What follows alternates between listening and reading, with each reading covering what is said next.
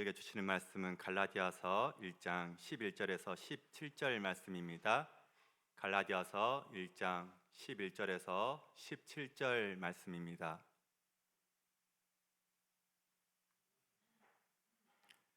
페이지로는 신약 400페이지입니다. 302페이지입니다. 죄송합니다. 신약 302페이지 갈라디아서 1장 11절에서 17절 말씀 한 절씩 교독하시고 17절은 같이 한 목소리로 읽겠습니다.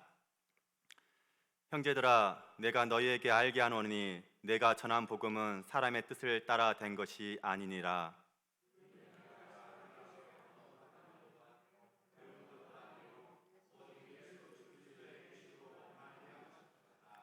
내가 이전에 유대교에 있을 때 행한 일을 너희가 들었거니와 하나님의 교회를 심히 박해하여 멸하고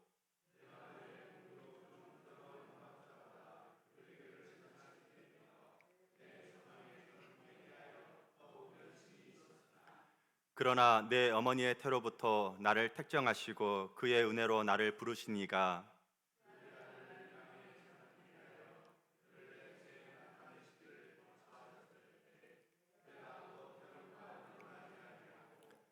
또 나보다 먼저 사도된 자들을 만나려고 예루살렘으로 가지 아니하고 아라비아로 갔다가 다시 다메섹으로 돌아갔노라. 아멘. 오늘 말씀 제목은 하나님이 기뻐하시는 삶으로 같이 은혜 나누고자 합니다. 이 시간 이제 봄이 지나고 여름이 이제 다가오기 시작했습니다. 아니, 여름이 이미 왔지요. 그래서 말씀을 듣기 전에 벌써 마음 가운데 졸아야지 이 생각하고 계시지 않습니까? 자, 허리를 펴시고 고개를 드시고, 자, 우리 한번 깍지 한번 낄까요? 제가 잠이 와서 그렇습니다. 자, 앞으로 쭉, 자, 위로, 머리 위로. 양복이라서 제가 안 올라가는군요. 자, 오른쪽은 저 반대해야 되는데 같이 따라오시네. 왼쪽. 네, 감사합니다. 자, 오늘 말씀 하나님이 기뻐하시는 삶이란 무엇일까 같이 은혜 나누고자 합니다. 저도 미국에 가보질 않았습니다. 그런데 미국에 가본 사람하고 안 가본 사람하고 서로 이야기를 하면 누가 이길까요? 어떻게 그 잘하세요? 너무 잘하시는데요? 왜 안 간 사람이 이길까요? 네? 왜 안 간 사람이 이길까요? 가본 사람은 사실에 대해서 잘 알고 있기 때문에 그 사실만 이야기합니다. 그런데 안 가본 사람은 사실이 아닌 것을 다 이야기합니다. 안 가봤으니까요. 즉, 고집이 꺾이지 않는 한 절대 지지 않습니다. 왜요? 안 가봤기 때문에요. 사실이 없고 고집만 있다는 것이죠. 우리들의 삶의 모습은 어떻습니까? 자기가 그렇게 믿고 있는 자기 고집의 믿음이 근거해서 혹시 살고 있지는 않는지요? 사실이 없는 자가 이런 고집이 많다고 합니다. 그래서 이 고집과 혼동하고 있는 믿음이 세어 보이는 사람들, 자기가 만든 그림에 도취되어서 이게 신앙생활이야, 이게 믿음 생활이야 라고 말하는 성도님들이 가끔 있습니다. 오직 믿음은 하나님께서 우리에게 주셨습니다. 그리고 우리에게 그 일을 하게 하십니다. 그 일이 하나님이 주신 것인지 아니신지 우리는 매일매일 믿음 안에서 싸워야 합니다. 그런데 고집이 센 사람은 이게 하나님이 주신 믿음이라고 그냥 밀고 나가는 사람이 있다는 것이죠. 오늘 사도 바울이 그렇게 고백하고 있습니다. 내가 예수님을 만나기 전에는 내가 이렇게 살았었다라고 자기의 창피한 것을 지금 고백하고 있는 것입니다. 우리의 열심에서 믿음이 생기는 것이 아닙니다. 우리의 소원이나 종교적인 행동으로 인해서 믿음이 성장하는 것이 아닙니다. 믿음은 하나님께서부터 주셔야지 시작되고 자라난다는 것입니다. 모든 믿음의 맨 밑에 터는 언제나 하나님을 아는 지식과 그를 향한 사랑입니다. 그러므로 여러분이 믿음을 동원하여서 갖고 있는 소원들, 기도하는 내용들, 그것이 정말 하나님이 주신 기도의 소원인지 한번 확인하실 수 있습니다. 어떻게요? 좀 전에 이난윤 권사님이 말씀하셨습니다. 기도하셨어요. 우리의 달란트대로 기도하되 하나님이 영광 받아 주시옵소서라고 이야기를 했습니다. 우리가 지금 드리는 기도가 하나님께 영광을 올려 드리는 것인지 아닌지 이게 분명히 구분이 되어진다면 우리의 기도의 제목이 하나님이 주신 기도인지 아닌지 알 수 있다는 것입니다. 믿음이라는 이름으로 우리가 하고 싶은 거, 행하고 싶은 거, 그래서 결국 실패하고 좌절하는 교회의 성도님들을 가끔 보긴 합니다. 에베소서 4장 15절에 우리말 성경에 이렇게 이야기하고 있습니다. 사랑 가운데 진리를 말하며 범사의 머리 되시는 그리스도에게까지 자라나야 합니다. 즉 이 말은 하나님이 우리에게 무엇을 시작하셨으며 그 일에 하나님이 얼마만큼의 노력과 힘을 기울이고 계시는가를 우리에게 말씀하고 계십니다. 하나님이 무엇을 목적하시고 홀로 그리고 먼저 얼마나 큰 열심을 내시는지 우리에게 알려주고 있다는 것입니다. 그렇다면 여러분, 우리는 믿음 위에 우리는 살아갑니다. 그렇다면 여러분이 책임 있는 믿음과 장성한 믿음을 어떻게 해야 세울 수 있을까요? 그것은요, 하나님께서 우리 속에 나타내시는 성령님이 기뻐하시는 성령님이 인도하심으로 우리를 자라나게 하시고 성장하게 하십니다. 오늘 본문에서 1장 14절을 같이 한번 읽어볼까요? 14절입니다. 같이 읽겠습니다. 내가 내 동족 중 여러 영갑자보다 유대교를 지나치게 믿어 내 조상의 전통에 대하여 더욱 열심히 있었으나, 여기에서 지나치게 믿어라고 나옵니다. 지나치게. 한글 개혁성경은 기본적으로 진전시키다, 앞으로 나아가다라는 의미를 가지고 있습니다. 이는 바울이 다른 유대교의 영갑자들보다 같은 사람들보다 더욱 앞서서 나아갔음을 이야기합니다.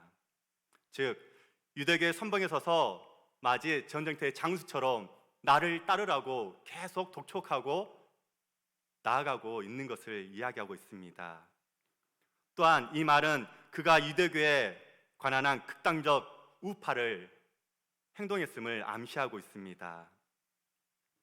한편 과거 유대교 내에서 항상 그런 태도로 살았음을 나타내는 이 표현이 지나치게라는 표현입니다. 또한 본문에서 전통에 대하여 이야기합니다. 이 헬라 말은 파라데오스온인데 이 뜻은 원래 넘겨줌, 내어줌이라는 의미를 가지고 있습니다. 즉 이 의미는 넘겨주는 행위, 구두로 혹은 기록하여 이루어지는 전달이라는 의미로 발전하게 되었습니다. 즉 전통, 파라도시스라는 말은 가르침, 이야기, 훈계 등에 대한 전승을 의미하고 있습니다. 율법화된 성문화된 구약의 모세 율법, 이 율법을 구전으로 계속 실행을 합니다. 그런데 이 율법을 가지고 이 율법을 잘 지키기 위해서 계속 한 가지씩 계속 답니다. 이것을 지키기 위해서는 이것을 해야 되고 이것을 해야 되고 이것을 해야 되고, 그래서 613가지의 법을 만들어서 이것을 지키게 합니다. 이것을 계속 전통적으로 지키게 합니다. 이 전통이 계속 발전하게 되면서 많은 사람들이 율법보다 이 전통에 가치를 두고 거기에서 계속 생활하고 있는 것을 말하고 있습니다. 인간들이 만든 인위적인 규례를 바탕으로 하고 있는 이 전통을 지키고 있는 것을 이 사도 바울은 지금 이야기하고 있는 것입니다.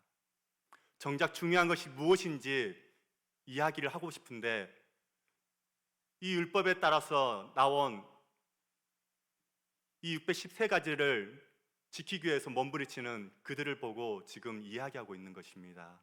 우리들에게도 이야기하고 있습니다. 정말 무엇이 중요한지, 우리가 하나님의 달란트를 가지고 일을 하는데 정말 무엇이 중요한지, 하나님의 뜻을 받들어 일을 하는 거 있는지, 아니면 그것을 떠나서 내 생각, 내 마음으로 행하고 있는지, 그런데 더욱 정작 중요한 것이 있다는 것입니다. 신앙이란 무엇일까요? 종교적인 형식이나 의식에 치우치는 것이 아닙니다. 예수 그리스도가 나의 구세주인 것을 믿고 그분을 우리의 삶 속에서 날마다 체험하며 살아가는 것입니다. 예수님이 우리의 마음 한가운데로 구세주로 와 계셨고 그분이 우리와 동행하는 체험이 있을 때 비로소 우리는 참된 신앙인으로 자랄 수가 있습니다. 어머니의 배 속에서부터 자라나는 신앙인을 뭐라고 하시죠? 모태 교인이라고 이야기를 합니다. 그런데 이런 모태 교인 중에서도 어떻습니까? 형식적으로 신앙생활을 하는 많은 사람들을 보고 듣게 됩니다. 어머니의 뱃속에서부터 신앙생활을 그렇게 했을지라도 하나님과 함께하는 체험이 없다면 너무나 그 신앙생활은 무의미하고 힘이 없다는 것을 이야기하고 있습니다. 우스갯소리로 이야기하죠. 모태교인을 모태교인이라고 이야기를 하기도 하죠. 연말이 되어서 우리 교회학교 교사 선생님 해보시겠습니까? 학생의 교사는 어떻습니까? 우리 임원을 맡아서 좀 한번 해보시죠 라고 했을 때 하나님을 체험하지 못하고 모태교인으로 살아왔던 형식적인 신앙인들은 이야기를 합니다. 제가 어릴 때부터 지켜봤는데요, 권사님, 집사님들을 많이 봐왔는데 너무 힘들어하더라고요.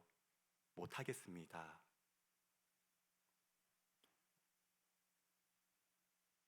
아무리 교회에 다닌 연륜이 오래된 분이라 할지라도 예수님과 동행하는 삶이 체험이 없다면 그는 온전한 신앙인이 될 수가 없다는 것을 다시 한번 우리는 깨달아야 됩니다. 오늘 바울은 이 다메섹 도상에서 예수님을 만난 후에 하나님의 충성된 일꾼이 되었지요. 하나님의 은혜를 체험한 사람은 철저하게 하나님께 충성하고 하나님을 의지하며 하나님의 영광을 위하여 열심히 살아가게 됩니다. 바울이 하나님을 만나기 전에, 은혜를 받기 전에는 그가 어떠한 삶을 살았습니까? 기도를 박해하고 잡아서 사람을 죽이고 했던 사도 바울의 모습이었습니다. 하지만 진정한 은혜를 그가 겪은 후에 그의 모습은 어떻습니까? 하나님께 감사함으로 충성함으로 살아가는 모습으로 바뀌게 되었다는 것입니다. 바울이 예수님을 만나기 전 바울의 종교 생활은 어땠을까요?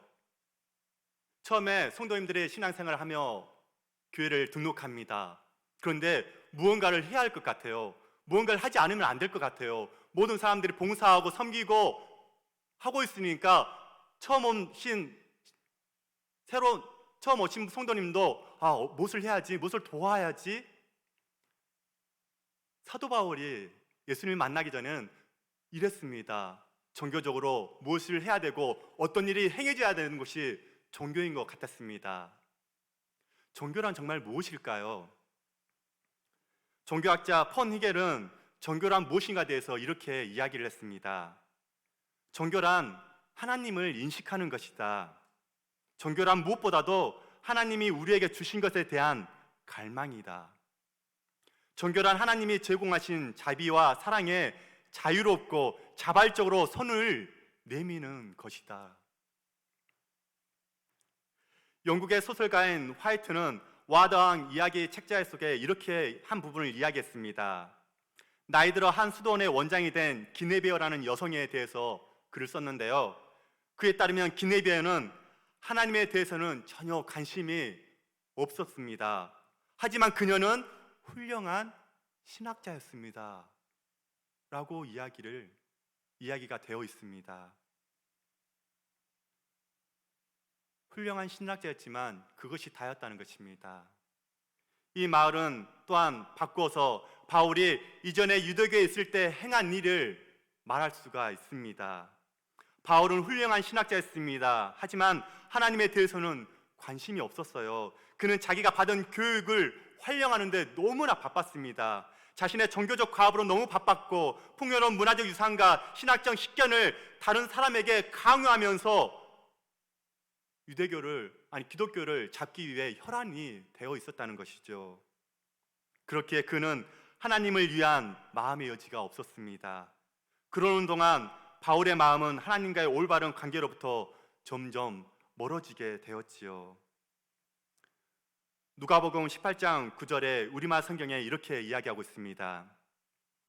자기가 의롭다고 생각하며 다른 사람들은 업신여기는 몇몇 사람들에게 예수께서 이런 비유를 들려주셨습니다. 바리새인과 세리의 기도의 비유를 들으면서 이 말씀을 하고 있습니다. 바리새인들을 가리켜서 자기를 의롭다고 믿고 다른 사람들을 멸시하는 자들이라고 오늘 말씀하고 있는 것이죠. 바울은 자신이 속해 있는 공동체에 특정 있는 그 공동체를 위해서 정말 열심을 내어서 일을 하였다는 것입니다. 하나님이 우리의 인생에 살아계신 중심이어야 합니다. 우리가 그분을 의식하며 그분과 만족스러운 관계 가운데 살기 위해 필요한 것을 제공하는 분이 하나님이심을 우리가 알아야 합니다. 우리는 우리가 아는 바에 따라 살지 않고 우리를 위해 계시는 그 하나님을 위해서 신뢰함으로 우리는 살아가야 합니다. 우리는 혹시 도덕적인 모임에 혹시 참석하셨습니까? 그래서 그 모임에 따라서 살고 있으십니까? 교회는 그런 것이 아닙니다. 기독교는 그런 것이 아닙니다. 하나님이 주신 그 믿음으로 순종하며 살아가는 것입니다. 하나님이 주신 그 신앙, 그 믿음이 우리에게 있다면 우리의 신앙은 너무나 자유한 신앙을 맛볼 수 있을 것입니다. 우리가 예수님을 믿고 구원을 확인을 하고 또한 봉사를 합니다. 그런데 많은 기독교인들이 여기에서 멈춥니다. 구원의 확신을 가지고 봉사를 하고 섬기며 사랑하고 이게 끝입니다. 여기서 멈춰버리는 우리들의 모습은 혹시 있지 않습니까? 하나님을 더 알며 가까이 하나님이 우리에게 찾아오심을 통해서 하나님께 나아가고 있는 우리의 모습은 있으십니까? 우리와 동행하시고 우리와 대화하시려고 우리와 옆에 오셔서 계속 이야기를 하고 계시는데 혹시 듣지 못하고 있지는 않으십니까? 나는 여기까지 다 마쳤어, 여기까지 봉사했으니까 이제 이만하면 됐어 라고 생각하고 혹시 멈춰 있지는 않으신지요? 쓰임을 받는 것과는 조금 다른 이야기입니다. 하나님을 알아가는 것, 여러분들의 믿음에 있어서 깊은 경지로, 완성의 경지로 나아가야 함을 오늘 본문에서 사도 바울은 이야기하고 있다는 것입니다. 이 하나님의 모든 일의 시작은 우리의 행함이 아닙니다. 하나님입니다. 하나님 한 분뿐입니다. 하나님이 어떤 분이신지, 무엇을 좋아하시는지 설명할 수 있고 나타낼 수 있는, 하나님이 요구하실 때마다 순종으로 아멘 하며 나갈 수 있는 우리 신앙인이 되어야 한다는 것입니다. 하나님이 우리의 믿음의 시작일 수밖에 없습니다. 우리는 언제나 이 기초 위에서만 우리의 반응과 열심을 하나님이 책임져 주신다는 것입니다.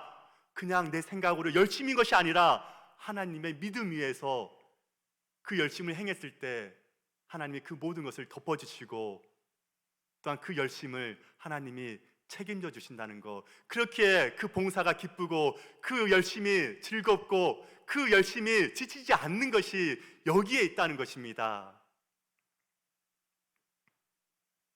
하나님 앞에서 여러분이 믿음이 없다고 얘기를 못합니다. 왜요? 구원을 얻었으니까요. 구원을 얻었으니까 믿음이 있다는 것입니다. 즉 하나님이 여러분을 찾아오셨고 대접하셨고 나타내셨습니다. 그것을 여러분들도 알고 있습니다. 아멘. 회심하기 전 바울의 이 바리새파로서의 열정은 얼마나 대단했는지 모르겠습니다. 당시 유대계의 대표적인 3대 분파가 있는데요, 에세네파와 사두개파, 바리새파였습니다. 이 중 바리새파는, 이 뜻은 구별하다, 분리하다라는 뜻을 가지고 있습니다. 이 바리새파는 역사적으로 시리아 왕국에 유대인들이 독립운동을 했죠. 그 독립운동을 마카베오 전쟁이라고 이야기를 합니다. 이 전쟁이 끝나고 나서 뜨겁게 등장하는 것이 이 바리새파였습니다. 가장 강력한 유대교 분파가 돼버린 이 바리새파. 이 바리새인들은 모세 율법을 통해서 조상의 전통 613가지를 준수하는 것을 매우 중요하게 여겼습니다. 일상생활의 사소한 부분까지 율법을 정확하게 준수하려고 열심으로 살아왔던 바리새파였습니다. 그들의 그러한 행위와 순종이 메시아의 도래를 빨리 할 수 있다고 그들은 믿었기 때문입니다. 바리새파에 들려면 일정한 시험 기간을 거치고 또한 11조 및 결례 규정을 엄격하게 준수하기로 약속해야 그 바리새파에 들어올 수가 있었습니다. 처음에는 평신도 중심의 운동이었는데요, 점차 서기관들 율법학자 세력을 규합했습니다. BC 70년경에서는 예루살렘이 로마의 함락됨으로는 유대계 사상의 주가 이 바리새파가 되어버렸습니다. 이러한 바리새파에 속했던 이 사도 바울, 당시 함께 활동하던 이 바리새인들보다 유대계에 대한 충성심이 탁월했고 조상들의 전통을 지킨 데에 자신을 따라올 자가 없을 정도로 고백했던 이 사도 바울이었습니다. 바울은 완전 미결한 바리새인 중에 바리새인이었다고 사도 바울이 고백하지 않습니까? 빌립보서 3장 5절에서 6절에 사도 바울이 이렇게 고백합니다. 나는 8일 말에 할례를 받고 이스라엘 족속이요 베냐민 지파요 히브리인 중에 히브리인이요 율법으로는 바리새인으로 열심으로는 교회를 박해하고 율법의 의로는 흠이 없는 자라. 만약 바울이 예수님 오시기 전 구약시대 사람이라면 이 바울이 가진 열심은 정말 존경받을 만한 모습이었습니다. 신앙인, 종교 지도자로서 그를 모두 우러러 봤을 것입니다. 그런데 문제는 이러한 열심이 하나님의 뜻에 따라 이루어졌는지, 예수님이 이 새 언약을 가지고 오셨기에 그 모든 것이 깨졌다는 것을 사도 바울이 미처 이 바리새파가 깨닫지 못했다는 것입니다. 그래서 예수님이 오신 그 기독교를, 예수님이 오셔서 예수님이 따른 그 기독교를 박해하고 탄핵했다는 것입니다. 또한 그 예수님을 영접한 이 그리스도를 박해하는 신앙적 오류에 빠지게 만드는 이 바리새파, 얼마나 열심히 했던 이 사도 바울. 우리가 교회 안에서 직분을 맡고 있습니다. 다양한을 통해서 열심히 봉사를 합니다. 그 열심을 낼 때 그 열심이 혹시 누군가를 아프게 하고 있지는 않는지, 교회에 상처를 주는 것이 되는 것이 아닌지 가끔 그 일로 인해서 상처를 받고 돌아서는 성도님들을 가끔 보고 듣게 됩니다. 오직 우리의 열심은 우리 주님의 영광을 위해서 해야 한다는 것입니다. 교회와 성도들에게 유익이 되는지 다시 한번 생각해 봐야 됩니다. 제가 고등학교 때 학생회장을 했을까요? 안 했을까요? 했으니까 물어보는 겁니다. 네, 학생회장을 고2 때 맡았습니다. 그런데 저는 고향이 시골입니다. 저는 강주에서 학교를 다녔기 때문에 강주에서 신앙생활을 하다가 방학이 되면 저희 고향인 나골도로 들어가서 푹 쉬다 나왔습니다. 그래서 열심히 충전하고 바닷가에서 열심히 수영도 하고 놀다가 낚시질하고 세워라 내워라 놀다가 나와서, 그때 당시에 라떼는 이야기를 하시죠. 우리 성도님들, 라떼는 토요일에 모든 성경 공부가 있었다 없었다? 있었지요.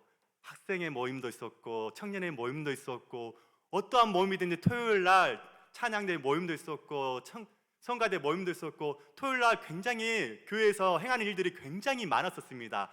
라떼는 그러고 보니까 제가 이렇게 말하니까 나이가 꽤 많이 든 것 같습니다. 죄송합니다, 우리 성도님들. 그때 당시 토요일은 굉장히 토요일 날 교회에서 활동이 많았던 시절이었습니다. 당연히 학생의 모임이 토요일 날 있었습니다. 시골에서 올라와서 당연히 그 모임이 그 시간에 있겠거니 하고 갔었습니다. 저녁 5시에 갔는데 아무도 오질 않네요. 그때는 핸드폰이 없었습니다. 그때는 삐삐도 아직 나오기 전이었습니다. 오로지 집에 있는 전화기로만 통화를 할 수 있었던, 집을 찾아가야만 연락을 할 수 있었던 시대입니다. 제가 더욱더 나이가 많이 들어 보입니다. 아무도 오지 않아요. 교회 5시, 6시가 되어도 오지 않습니다. 1시간 정도 기다리다가 안 오니까 조금씩 열이 받기 시작하더라고요. 왜 그러지? 왜 안 오지? 부장 집사님도 전혀 나오질 않아요. 그래서 전화를 해봅니다. 그래서 부장 집사님이 가볍게 이야기합니다.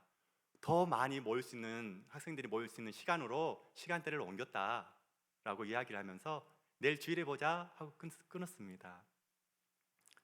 그래도 학생회장인데 미안하다, 이렇게 시간이 바뀌어서 이렇게 해야 된다. 정말 학생들이 많이 모이기 위해서 부장 집사님의 그 열심은 알겠어요. 그 마음은 알겠는데 저한테는 그게 상처가 되었고 회복이 되지 않았습니다. 고3 때 3이 되어서 드디어 제가 교회를 일탈을 하게 됐습니다. 취업을 나가게 되면서 야, 주일날 교회를 안 나가면서 열심히 직장 생활을 하면서 돈을 벌면서 열심히 살았습니다. 세상에 빠진 재미도 느껴봤고, 그런데 어느 정도 지내다 보니까 저한테 공허함이 찾아오더라고요. 즐거움이 즐거움이 아니었고 재미가 재미가 아니었습니다. 결국 제가 이렇게 여러분 앞에 말씀을 전하는 사역자로 서 있을 것이라고는 그때는 꿈에는 전혀 나타나지 않았었습니다. 그런데 제가 이렇게 서 있다는 것 정말 얼마나 감사한지 모르겠습니다. 부장 집사님의 마음, 그 열심, 한 명이라도 더 같이 모여서 같이 신앙 공부를 하고 같이 그 아이들에게 퍼주려는 사랑, 마음. 그런데 저에게 있어서의 임원이라는 학생이자라는 그 직분도 있었고, 어떠하 보면은 저에 대한 내 안에 있는 저를 내려놓지 못한 그런 부분도 없지 않아 있었겠죠. 그 상처로 인해서 제가 상처를 받고 튕겨 나가져 버렸었습니다. 하지만 하나님의 사랑으로 다시 이렇게 불러주셨고 다시 신앙생활을 열심히 할 수 있었던 부분들은 하나님의 은혜였습니다. 우리의 열심이 정말 하나님을 위한 영광인지 교회와 성도들을 위한 열심인지 한 명 한 명 혹시 놓치고 있는 부분이 있지 않는지, 그래도 그것을 알게 되었다면 미안하다고 한마디만 했어도 저에게는 그게 위로가 됐고 회복이 되었을 텐데, 그 부분을 놓치면서 제가 나왔던 부분, 우리 성도님들도 우리의 열심은 분명히 있습니다. 열정을 가지고 있습니다. 한데 그런 일을 하는 과정 중에 혹시나 내가 바라보지 못하고 있는 부분도 혹시는 있지는 않는지, 이 부분도 한번 생각해 보시길 바랍니다. 하나님께서 이러한 모든 것들에 비추어서 우리가 스스로를 한번 질문해 봤으면 좋겠습니다. 이 질문을 통해서 하나님의 은혜를 받고 그 일을 해나갔으면 좋겠습니다. 우리가 다른 일들과 어떤 관계를 가지고 있든지, 또한 우리가 이 세상에서 행하고 있는 일과 관련하여, 다시 말하면 우리의 소명과 살아계신 하나님을 섬기는 우리의 섬김과 다른 사람의 관계에 비추어서 나로 인해서 다른 사람이 시험을 받지 않을까 한번 돌아보는 은혜를, 우리가 하나님의 은혜를 체험했으면 좋겠습니다. 우리가 무엇을 하고 있느냐 문제가 되지 않습니다. 무엇을 하고 있느냐, 어떤 행위를 떠나서 그 부분이 문제가 아니라 그것이 바로 나를 향하신 하나님의 뜻인지, 이것이 바로 하나님께서 나더러 하라고 지금 말씀하고 계신지, 성령님께서 바로 그것을 하도록 나를 지금 인도하고 계시는지, 그것을 한번 물어보라는 것입니다. 내가 행하고 있는 그것이 문제가 아니라, 우리가 어디에 있든지 우리 공동체 안에서 함께하고 있는 다른 사람들과 문제가 되고 있지는 않는지, 무엇을 수반하든지 문제가 되지 않다면 그 일을 하나님이 함께해 주셨고, 또한 성령님의 인도하심으로 그 길을 분명히 열어주실 것입니다. 우리가 하나님 뜻의 중심 속에서 다시 한번 나아가고 있는지를 다시 한번 확인하시길 바랍니다. 하나님의 성령의 능력으로 우리의 능력을 하나님이 더욱더 살펴주시고 펼쳐주시는 그 일을 우리가 모두 할 수 있기를 축복합니다. 은혜는 정말로 놀랍습니다. 예수님과 십자가에 못 박힌 그 범죄자를 하나님이 구원하셔서 천국으로 인도하시는 그 은혜, 얼마나 놀랍습니까? 이 십자가에 못 박힌 이 범죄자를 보십시오. 그런데 우리는 언제나 늘 행위에 대해 목적이 되어 있지는 않는지요. 천국에 갈 만큼 우리의 행위가 자신이 있는 사람이 얼마나 있을까요? 도대체 어느 정도로 잘해야 천국에 들어갈 수 있는 것일까요? 만약 하나님이 선한 사람만을 찾으신다면 무엇이 선이며 얼마나 선해야 하는지를 우리가 알아야 되지 않을까요? 인간 폐지라는 책에서 C.S. 루이스는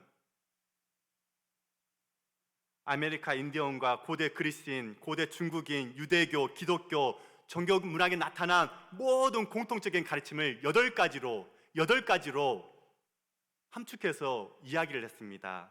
첫 번째가 말이나 행동으로 남에게 상처를 주지 마라. 두 번째, 부모를 공경하라. 세 번째, 형제와 노인을 친절히 대하라. 네 번째, 모든 거래에서 정직하라. 다섯 번째, 거짓말하지 마라. 여섯 번째, 간음하지 마라. 약자를 돌보라. 마지막, 남을 먼저 생각하라. 그런데 이들 종교들이 가진 기본적인 전제가 무엇인지 아십니까? C.S.는 이렇게 이야기합니다. 누구도 이 8가지 계명들을 다 지킬 수 없다는 것을 전제하에 이야기를 하고 있다는 것입니다. 이 8가지를 우리 모두 지킬 수 있으십니까? 어떤 종교인도 결국은 합격점이 옳지 못한다는 것을 이야기하고 있습니다. 모든 종교의 계명을 어겼을 때 해야 할 일까지 명시되어 있는 것만 봐도 알 수 있지 않습니까? 이것을 못하기 때문에 이것을 붙이고, 이것을 못하기 때문에 이것을 붙이고. 종교는 계명을 어겼을 때 많이 하는 방법을 제시합니다. 하지만 기독교는 다릅니다. 종교와 결정적으로 차이가 나는 것이 여기에 있다는 것입니다. 예수님은 세상 누구도 하지 못한 일을 하셨지요. 율법을 완전히 지키신 것입니다. 그리고는 율법을 어긴 사람들 대신해서 영원한 희생 제물이 되어 주셨습니다. 그리스도의 희생으로 하나님 나라는 좋은 사람만 가는 것이 아니라 나쁜 사람도 갈 수 있다는 것을 우리는 알 수 있습니다. 하나님은 그리스도 때문에 모든 사람들을 하나님 나라로 받아들였습니다. 선한 사람들, 별로 선하지 않은 사람들, 선한 일이라고 평생 해본 적이 없는 범죄자들, 하나님은 사람들의 조건과는 상관없이 그리스도를 믿고 받아들인 모든 사람들을 오늘 이 시간도 하나님은 받아주시고 있다는 것입니다. 바로 이것이 하나님의 공평이고 은혜입니다. 아멘. 사실 이 복음만큼 공평한 것은 없습니다. 세상의 어떤 것보다도 이 복음은 공평합니다. 유다를 불러주셨죠. 라함, 다윗, 니고데며, 얼마나 많은 사람을 불러주셨습니까? 그 모든 그 사람을 초대하셨습니다. 여기에 계신 우리 성도님들을 초대하셨습니다. 그리고 그 모두가 은혜를 다 받았지요. 그리스도의 죽음으로 세상의 죄값이 모두 탕감되었습니다. 누구든지 은혜를 믿고 받아들이기만 하면 됩니다. 아브라함의 믿음으로 의롭다 여김을 받았습니다. 사마리아 여인도 믿음으로 영생을 얻었습니다. 하지만 모든 세상 사람들에게 공평하게 은혜를 베풀기 위해 예수님께서 대신 대가를 치르셨습니다. 예수님이 죽으심으로 하나님 나라의 문이 활짝 열렸고 우리가 그 천국을 소망하며 우리가 찬양하며 오늘 예배 가운데 나오지 않으셨습니까? 선한 사람이든 악한 사람이든 누구든지 예수님을 믿음으로 들어갈 수 있도록 활짝 열린 천국문, 얼마나 감사한지요. 그런 점에서 하나님 나라에 들어가는 거 너무나 쉽습니다. 공짜입니다. 예수님의 생적 죽음이 이 모든 것을 가능하게 하셨지요. 그리고 그분의 죽음으로 인해서 하나님의 나라는 여러분이나 나에게 열려 있는 것입니다. 참으로 공평하지 않습니까?